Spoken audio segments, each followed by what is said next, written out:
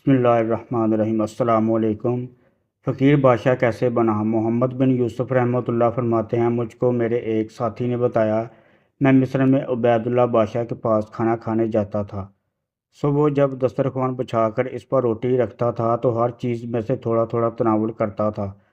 پھر جب فارغ ہو جاتا تو بچا ہوا کھانا صدقہ کر دیا کرتا تھا۔ ایک دن میں نے اس کو کھانے کے شروع میں ایک موٹی سٹی پیش کی۔ اس نے اس کے کنارے پر انگلی ماری تو وہ پھٹ گئی۔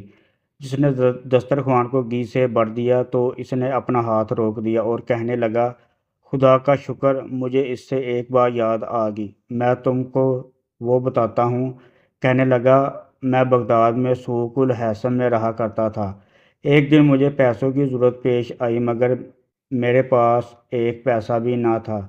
مجھے بہت تھوڑے سے پیسوں کی ضرورت تھی، لیکن میرے پاس نہ کوئی کھانا تھا اور نہ ہی میرے پاس کوئی ایسی چیز تھی کہ اس کو بیچ کر اس سے اپنے اس دن کا کھانا ہی لے لیتا، سوائے یہ کہ میرے پاس ایک نبیذ تھی، کھجور کا شربت، جو کہ تیار ہو چکی تھی، اور میں اپنے گھر کے دروازے پر تنگ دل بیٹھا سوچ رہا تھا کہ اس کو کس میں لگاؤں۔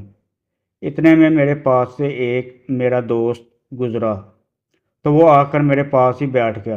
ہم باتیں کرنے لگے۔ جب وہ جانے لگا تو میں نے تکلفاً اس کو کھانے کا بولا، جو عام طور پر رسماً بولا جاتا ہے، تو اس نے قبول کر لیا اور بیٹھ گیا۔ میں نے اس وقت تمنا کی کہ کاش میں گونگا ہی ہو جاتا تو اچھا تھا، چنانچہ اب میرے پاس اس کو اپنے گھر بلانے کے علاوہ اور کوئی چارہ نہ تھا۔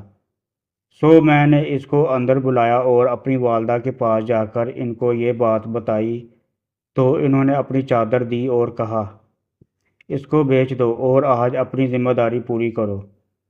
میں نے اس کو 3 درہم میں بیچ کر اس سے ایک روٹی، مچھلی، کچھ سبزی اور خوشبو خریدی اور ان کو لے کر گھر آ گیا۔